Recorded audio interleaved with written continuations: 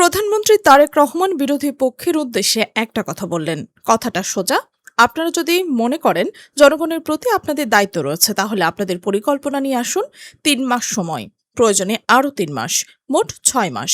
এই সময়ের মধ্যে যদি বাস্তবায়নযোগ্য কোনো পরিকল্পনা দিতে পারেন, সরকার সেটা গ্রহণ করবে। একটু ভেবে দেখুন, বাংলাদেশের রাজনীতির ইতিহাসে সরকার কবে বিরোধী দলের কাছে পরিকল্পনা চেয়েছে? সাধারণত চিত্রটা কেমন হয়? সরকার নিজের পরিকল্পনা বাস্তবায়ন করে, বিরোধী দল সমালোচনা করে, সরকার সেই সমালোচনা উড়িয়ে দেয়, বিরোধী দল আবারও জোরে চিৎকার করে। এভাবেই চলে বছরের পর বছর। কিন্তু এবার সমীকরণটা হঠাৎ করে উল্টে গেছে। সরকার নিজে বলছে সমালোচনা বন্ধ করুন, সমাধান দিন। এই একটি বাক্যের পেছনে কি লুকিয়ে রয়েছে? সরকারের আত্মবিশ্বাস, নাকি অসহায়ত্ব, নাকি এটা একটা সুচতুর রাজনৈতিক চাল? ঠিক এই মুহূর্তেই মঞ্চে প্রবেশ করলেন একজন মানুষ, যিনি এই চ্যালেঞ্জকে ২ হাতে তুলে নিলেন। জাতীয় নাগরিক পার্টির দক্ষিণাঞ্চলের মুখ্য সংগঠক, কুমিল্লা ৪ আসনের সংসদ সদস্য হাসনাত আব্দুল্লাহ। তিনি সরাসরি বললেন চ্যালেঞ্জ গ্রহণ করা হলো। কিন্তু তার পরের কথাটা আরও চমক দেওয়ার মতো। তিনি বললেন, প্রধানমন্ত্রী চ্যালেঞ্জ দেওয়ার আগেই সমাধানের প্রস্তাব টেবিলে ছিল। এনসিপির পক্ষ থেকে বিদ্যুৎ সংকট মোকাবেলার পরিকল্পনা ইতিমধ্যেই দেওয়া হয়ে গেছে। এবার একটু থামুন। এই জায়গাতেই আসল রাজনীতির যুদ্ধের সূচনা। সরকার বলছে পরিকল্পনা দিন, বিরোধী দলের পক্ষ থেকে পরিকল্পনা তো আগেই দেওয়া হয়েছে, আপনারা পড়েননি। তাহলে সমস্যাটা কোথায়? সমস্যা কি পরিকল্পনার অভাবে, নাকি সমস্যা হলো যে পরিকল্পনা আছে সেটাকে কেউ পড়ছে না, কেউ গুরুত্বই দিচ্ছে না? এই প্রশ্নটা কিন্তু শুধু রাজনীতির নয়, এই প্রশ্নটা সরাসরি প্রশাসনিক ক্ষমতার প্রশ্ন। হাসনাত আব্দুল্লাহ একটা অত্যন্ত তীক্ষ্ণ প্রশ্ন ছুড়ে দিয়েছেন। প্রধানমন্ত্রী, এত বড় মন্ত্রিসভা রয়েছে, এতজন উপদেষ্টা রয়েছে, এত বিশাল আমলাতান্ত্রিক কাঠামো রয়েছে, তারপরও বিরোধী দলের দেওয়া একটা পরিকল্পনার খবর যদি প্রধানমন্ত্রীর কাছে না পৌঁছয়, তাহলে আসল সমস্যাটা ঠিক কোথায়? এই প্রশ্ন কি প্রশাসনিক যোগ্যতার ব্যর্থতা, নাকি এটা ইচ্ছাকৃত উপেক্ষা, নাকি এত বড় সরকারি কাঠামোর ভেতরেই তথ্য প্রবাহ পথ বন্ধ হয়ে গেছে? কিন্তু গল্প এখানেই থেমে নেই। হাসনাত আব্দুল্লাহ তার সামাজিক যোগাযোগ মাধ্যমে পোস্টে এনসিপির পরিকল্পনার রূপরেখা তুলে ধরেছেন। তিনি বিশেষভাবে দলের আহ্বায়ক এবং সংসদ সদস্য নাহিদ ইসলামের প্রস্তাবনার কথা উল্লেখ করেছেন। সেই পরিকল্পনাকে ৩ ধাপে ভাগ করা হয়েছে। প্রথম ধাপে স্বল্পমেয়াদী পদক্ষেপ, যার লক্ষ্য হলো এই যে সংকট চলছে সেটাকে দ্রুত সামাল দেওয়া। দ্বিতীয় ধাপে মধ্যমেয়াদী কৌশল, যেখানে উৎপাদন এবং সরবরাহ ব্যবস্থাকে স্থিতিশীল করার কথা বলা হয়েছে।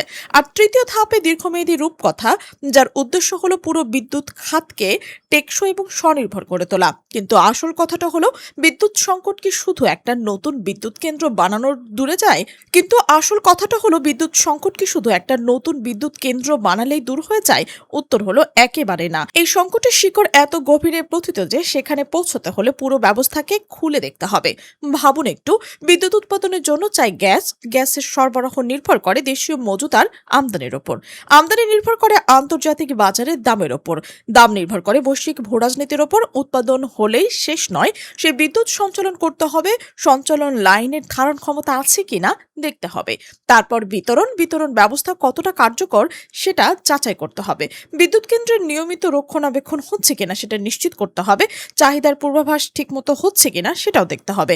আর্থিক সক্ষমতা আছে কিনা সেটাও হিসাব করতে হবে।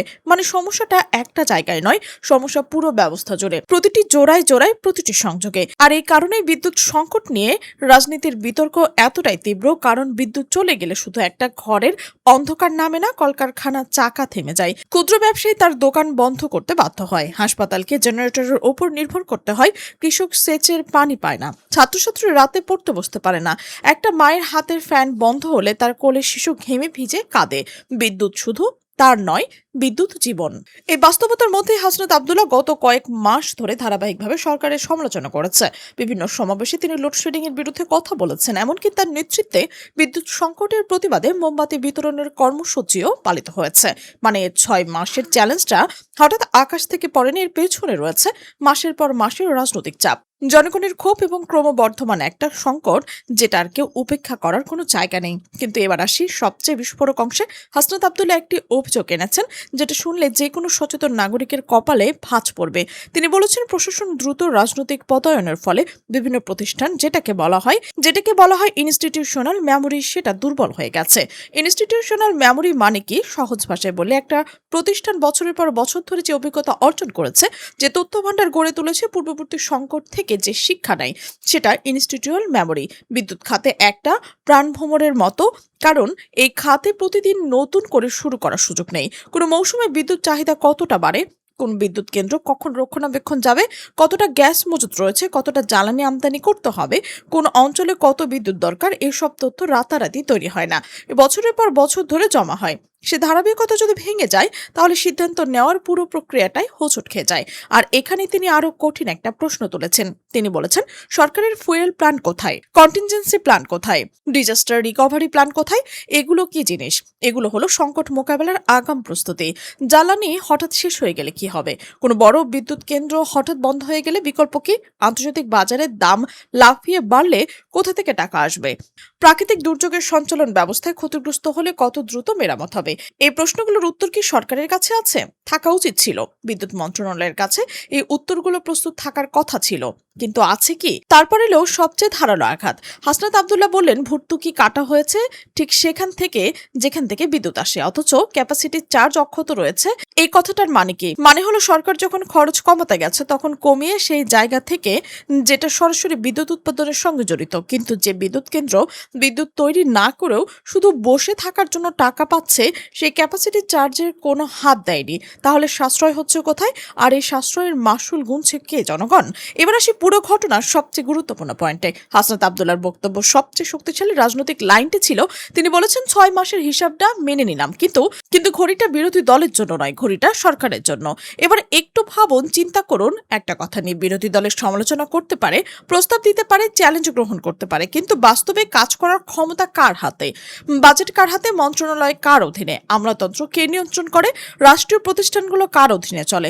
সব সরকারের। তাহলে 6 মাস পর যদি বিদ্যুৎ সংকট সমাধান না হয়, সেই ব্যর্থতার দায় কি বিরোধী দলের উপর চাপানো যাবে?